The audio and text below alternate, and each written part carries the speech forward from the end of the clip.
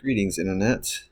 Today I'm going to respond to a blog post called Logical Arguments from Evil and Why They Don't Succeed, supposedly.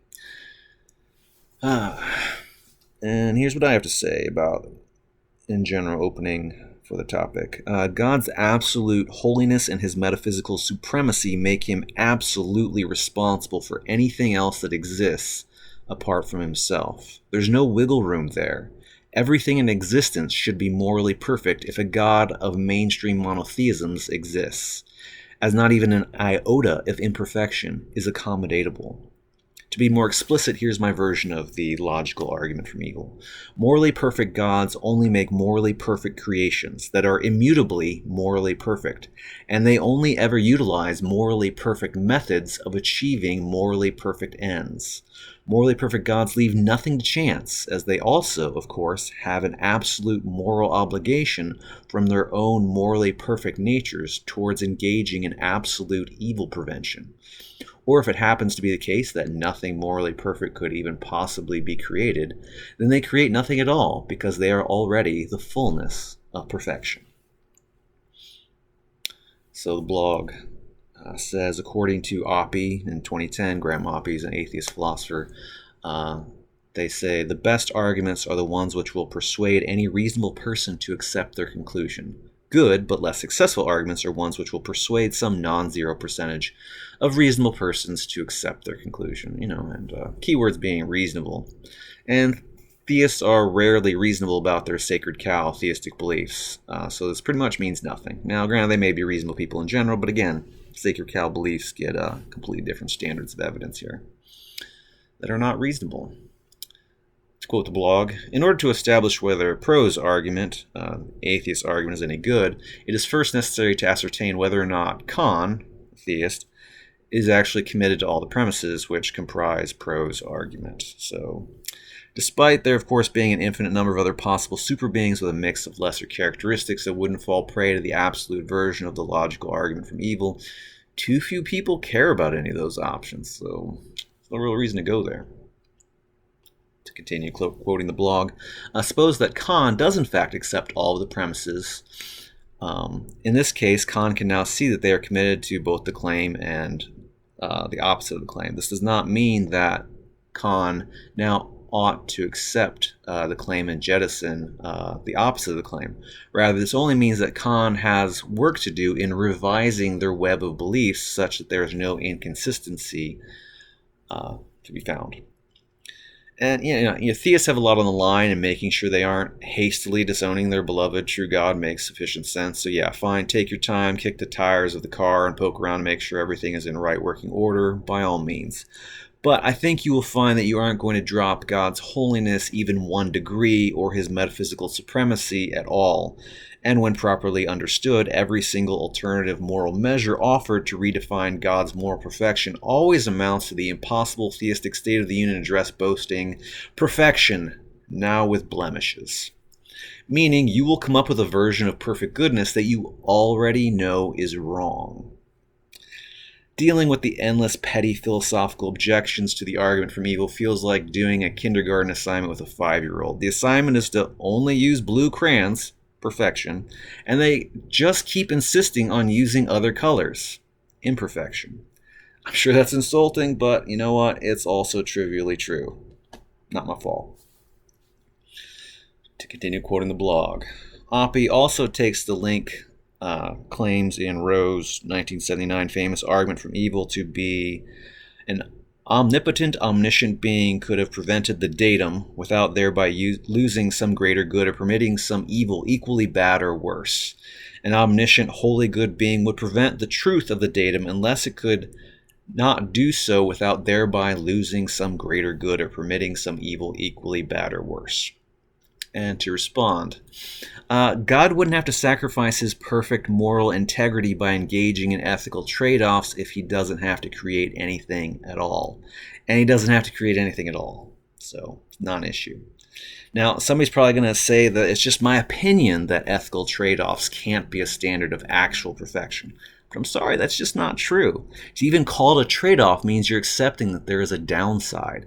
And a downside is a blemish and will always count as a blemish, even if nothing better could have been done of the things that can be done. Something rarely considered is that if the very act of creation necessitated trade-offs, the very convention of being a creator would be considered an inherently unholy characteristic that a perfectly good God would never have.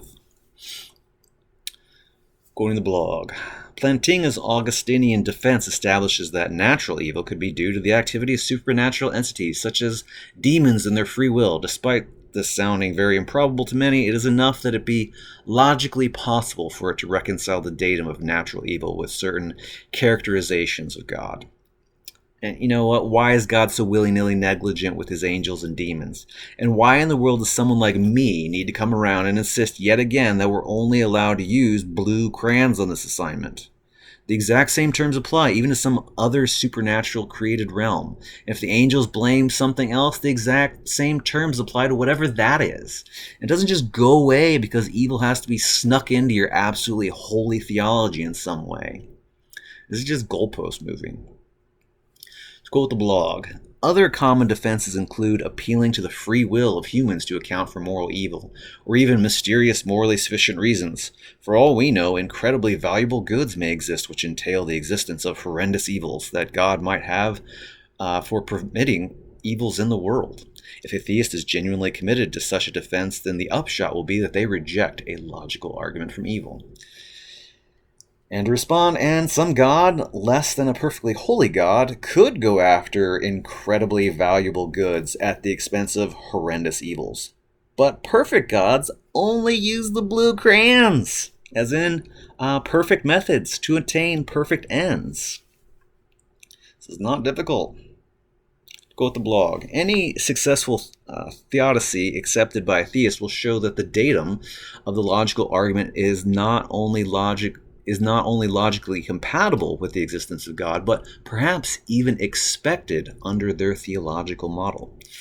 Yeah, a God that is only the God of perfect justice would require evil to exist, and so of course would stack the deck in favor of there being evil that could then be rectified. But this is the moral derangement of supposing that God is like a cop that just needs there to be crime to be committed in order to justify being a cop in the first place. Goodness does not entail some morally lopsided, justice-only God that has the metaphysical moral handicap of needing evil to exist to have a purpose to its existence. To quote the blog, hence theodicies provide theists with auxiliary commitments which guarantee they will reject some part of a logical argument from evil. Notable examples of theodicies include the Iranian soul-building theodicy and the much parodied, I'm going to butcher this pronunciation, Leibnizian best of all possible worlds theodicy. And to respond, in terms of the evidential arguments from evil, the world simply doesn't fit the model of a soul-building theodicy that well at all, if one actually cares about whether their theory fits the facts. We already do have models that are more likely representative of how that would go for everyone. In RPG, role-playing games, video games, the world is laid out fairly for every new player. Everyone has an equal starting place and equal opportunities to succeed.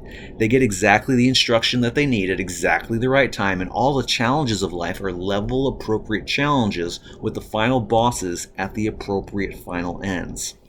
Surely a soul-building theodicy could overlay with at least some demographics of real people in the vast human population, but is it a huge stretch to suppose that it covers everyone, or even most everyone? Especially if you include all of the fertilized zygotes that represent immediate spawns into oblivion for the vast majority of human souls, and it doesn't get much better after that for those who do make it into the world. If one is going to say that life is about every soul getting to build its character, this type of model is in the ballpark, at least, of what we would readily expect if we're actually taking our theory seriously as having genuine explanatory power, and not just being some faith-saving fig leaf that applies to some privileged Christian demographics and not that great to everyone else. I mean, even if we accept the ridiculous premise that this world might be the best of all possible worlds, God's holiness isn't being graded on the curve in any other Christian venture. It's not as though he's just the best God that there could be, but in actuality, he's not that great of a guy. Maybe he's even pure evil, and it just so happens that's the best possible God that there could even be. But why in the world would anyone honestly be compelled to believe that? And is that even what Christians are proposing or would ever settle for? And again, this is all if we dumb down our standards lower than the actual perfection that would be entailed by mainstream Christian theistic dogma. Morally perfect gods have no use for the phrase, you can't make an omelet without breaking some eggs. As I said, morally perfect gods only utilize morally perfect means to attain morally perfect ends. To quote the blog, some theists will simply reject the characterization of God given by the advocate of a logical argument from evil, and thus the argument doesn't address the model of theism held to by the theist it is levied against. The more palatable option here is the open theism of theologians like Thomas J. Oord, who maintain that God is limited such that he does not have the power to prevent the datum. But God does have the power and sufficient knowledge here. Ironically, humans sufficiently have these amazing powers as well in this case, recognizing potential evil and doing nothing. An open theistic God still has the absolute obligation towards perfect evil prevention in any event, even in the face of the unknown future, especially in the face of the unknown. They would never make a move that could even potentially enable even an iota of evil from ever occurring, and their obligations towards perfect evil prevention absolutely transcends the supposed free will of any beings they might be inclined to create, and that effortlessly accommodates any version of free will that you want to offer because the obligation towards evil prevention just overrules it. It just doesn't matter. To quote the blog, the less palatable option is to maintain a characterization of theism which is consistent with God not only permitting, but in fact predetermining evil events such as the Holocaust in order to glorify himself most. This is a position maintained by such theists as John Piper and James White. Oh, well, I guess Christians will defend outright evil. My bad. When Superman rescues Lois Lane, we cheer, and when we find out he paid Lex Luthor to kidnap her so that he could get the glory of rescuing her, we are understandably morally disgusted. No one thinks that second version of Superman is actually a hero, but some theists are stuck with a characterization of God like this because they know evil exists, and they believe God would have to be responsible for it since he's responsible for everything ultimately. Rather than reject their good God theory, they define evil as good and end up being the only ones impressed by this. But they're not wrong about that part. Perfect gods only make perfect creations that can't become imperfect. Perfect gods only use perfect methods of attaining perfect ends. Lucifer could only have gotten the impulse and the will to rebel in his angelic soul by the very creator of that soul. That's God's fault. Adam and Eve are given a morality test despite not understanding the very concept of morality until they'd already failed the unfair test. That's also God's fault. Adam and Eve didn't have to be allowed to have kids, but they were allowed to have kids, and all of those descendants were cursed with toil and death for crimes they could not have committed. That's God's fault. God could have made sure that each and every human soul is able to grow up to be a full adult and would have good parents, giving right instruction in the right religion with the right values and the right interpretations of the Bible, and have every opportunity to morally and spiritually succeed, just like Christian parents would want for their children. That's God's fault. Instead, like with Noah's flood, God through Jesus declares that few will be saved, and in this case most will be damned to be tortured with fire for all eternity. There is no way that any of this could have happened unless God wanted it to happen. And if you're a loyal Christian, you're going to have to say that it's all good. And it's not. Christianity is a horror story. To quote the blog, though not particularly popular, one response that theists can make is to deny the existence of the datum. Evil. For example, some theists might say that evil is a privation of good in the Augustinian tradition, or that evil is a privation of being in the Thomist tradition. Thus, the existence of the datum is rejected. Evil doesn't even exist. YOLO. Yeah, it's never going to work particularly well because for a religion that is broadcasting the existence of evil 24/7 as the disease that it is the only cure for, it can't just turn on a dime and define evil out of existence for its own convenience to avoid worldview refutation. Especially as this entirely blows up in their face and leaves the door wide open to say, if this is not evil, then okay, is heavenly paradise also going to be subject to such not evil as well? Redefining terms does nothing but shuffle the same deck doomed to the same endgame. The argument merely switches terms. It's then the logical argument from the existence of the privation of good. Why would God's goodness fail to occupy all quarters of his created realities for any span of time, for any reason? Or a sinner can say, I didn't do any evil, it was just the privation of good, and so doesn't count.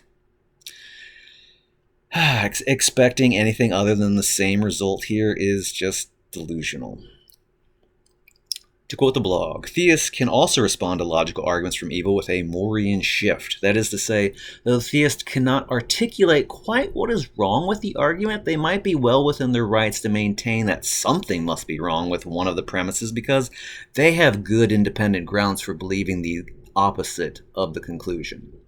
Morean shifts only work here if God's perfect moral character is upheld otherwise, because otherwise you're arguing for a less than morally perfect God. The Kalam argument, contingency arguments, and fine-tuning arguments, for example, have absolutely nothing to do with God's character.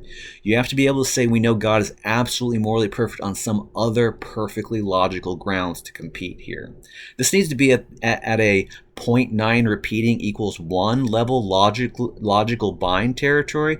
And for those who don't know, for analogy's sake, I'm referencing a bizarre math topic where there's obviously not a legitimate number that could be added to 0.9 repeating to make it a 1.